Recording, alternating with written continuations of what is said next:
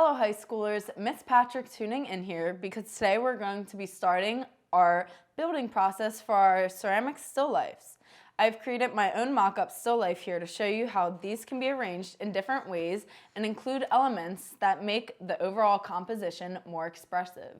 Through this project, we're going to be exploring concepts of recreation through representation. So I want you to kind of explore how traditional still lifes can be altered and made into your own, and that will come later too with the overall painting onto whether you want to do a glaze or if you want to paint on with acrylics or watercolors. That will all be part of the process too. But today I'm just going to be showing you how to start with these by creating simple fruits and different arrangements by using pinch pots.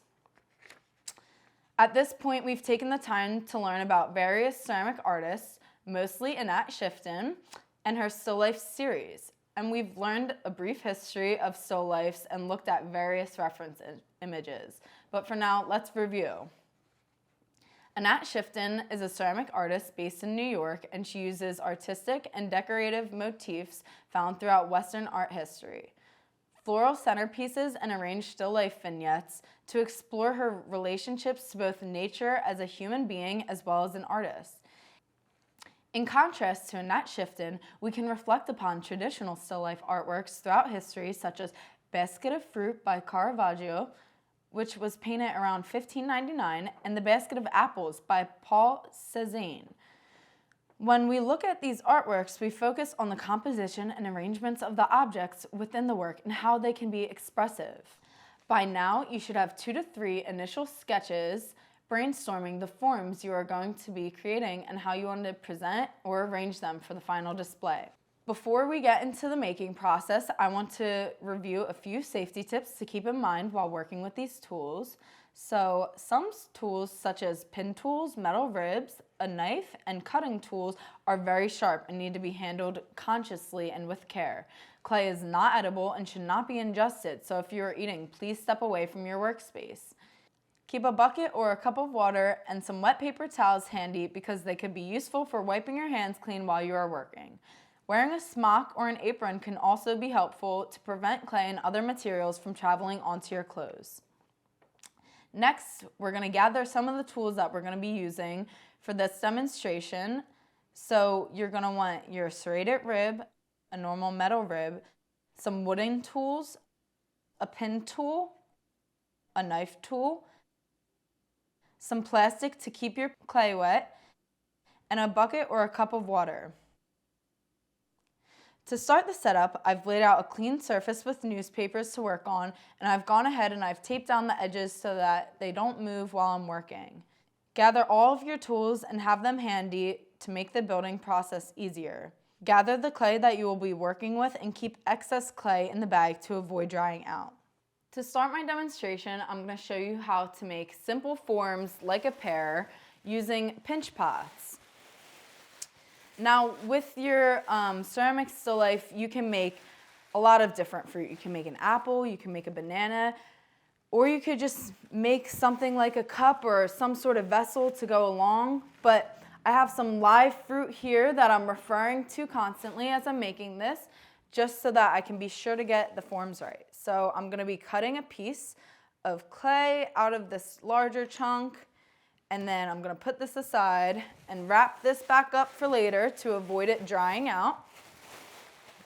I'm going to put this to the side for now and just work with this ball. So like we've done before, you're just going to start by wedging out some of the clay, pressing it into the table until all of the air bubbles are worked through it. Once I've wedged my ball of clay and got all of the air pockets out of it, I'm going to again take my wire tool and cut straight down the center to make 2 halves. Once I have my 2 halves, I'm going to again make these into ball forms.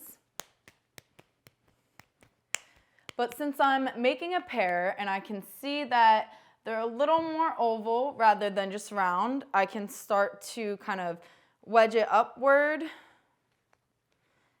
my half, and then I'm just gonna start pressing my thumb into the clay to create the pinch pot.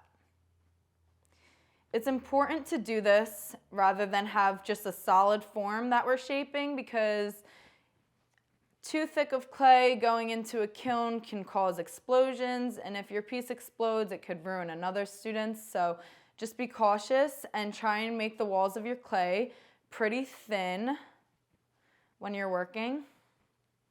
So I'm gonna make this into kind of an oval form, and I'm gonna do the same to the other half. You wanna make sure that your shapes are relatively similar in size so that when you later go to attach them, they fit with each other nicely. So I'm just gonna stretch this one out a little more to make it fit. And then I'm gonna be taking my serrated rib and just serrating along the edges here.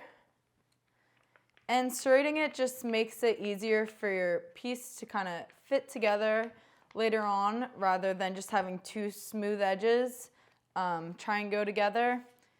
This kind of creates some friction so that they hold together better. For this, I'm not adding any slip, but I will just add a little water to the edge. I don't like it to be too wet because then things slide around while you're trying to attach them. So I'm just adding a little bit of water to one of the edges. And then I'm gonna go ahead and just attach the two forms. And if one of the edges kind of overlays, that's completely fine, because we're gonna start pulling down the clay to attach them. And we're just gonna do this all the way around. And just kind of roughly do this, but be gentle so that you don't pop your vessel. So once you have this, you're gonna take your serrated rib again and just go over all the edges that you just overlaid. It's good to have the hollow form here because it helps hold air in so that you can sculpt it easier. If there was a hole in it right now, it would be collapsing on itself. So the air bubble inside just helps you be able to form it. Right now I'm just serrating all over to make everything blend seamlessly together. The serrated rib pulls the clay and really just makes it stronger, I think. It's kind of a personal preference. I know some people don't like to serrate all over, but I do. So then once you have this kind of wonky form, you can start shaping it and take your metal rib and begin to smooth out some of the sides. And then you're just gonna start kind of forming, and I'm gonna use this little pair for a reference, but also refer to your sketch images and just start kind of forming the clay to represent this fruit. So it kind of gets skinnier at the top here, it bulges out a little at the bottom. And pears are interesting because their sides are kind of rigid. None of them are the same. So I'm kind of forming the bottom to be a little more round by patting it in and just forming some crevices here. And really just working the clay. Once you have a desired shape that you really like, then you can go back and smooth some things out. But at this point, I'm gonna add some details like a stem.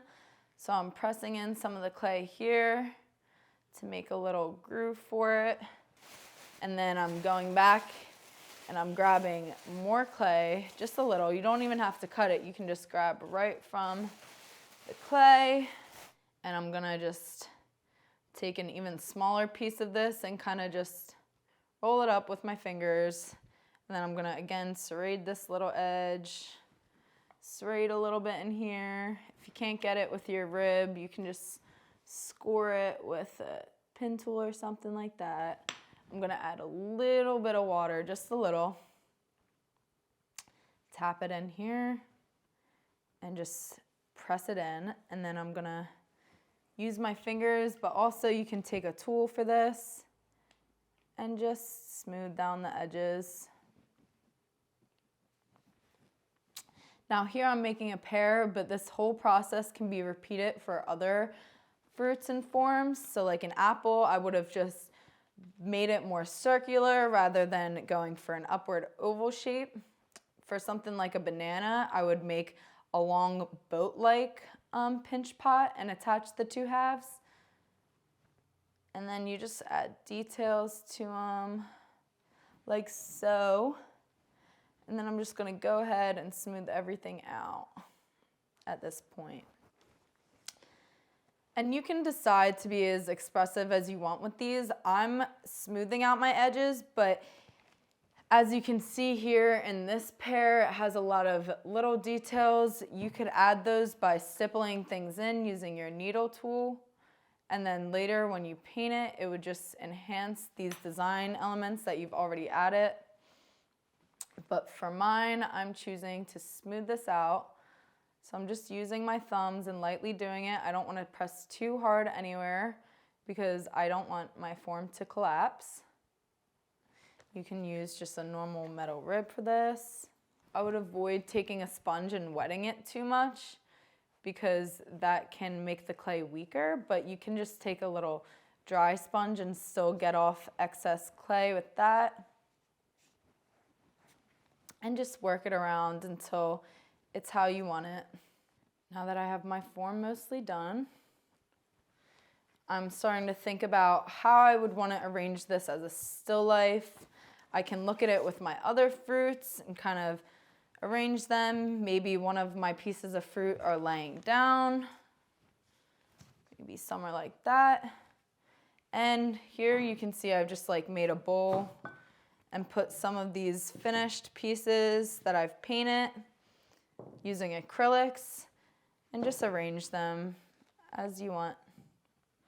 But we can get into that later, and for now I just wanted to show you how to make some simple forms and fruit and just start thinking about your overall composition for your still lifes.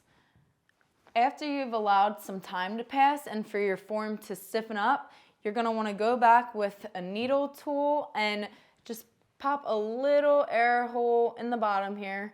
This will allow for airflow through your vessel so that it doesn't explode in the kiln. And then you just wanna go back and just sign your initials on the bottom so you know which one was yours. Thank you so much for sitting in on this demo of how to create a simple form like a fruit for your overall still life composition. If you have any further questions, please reach out and ask, and I can't wait to see what you guys make.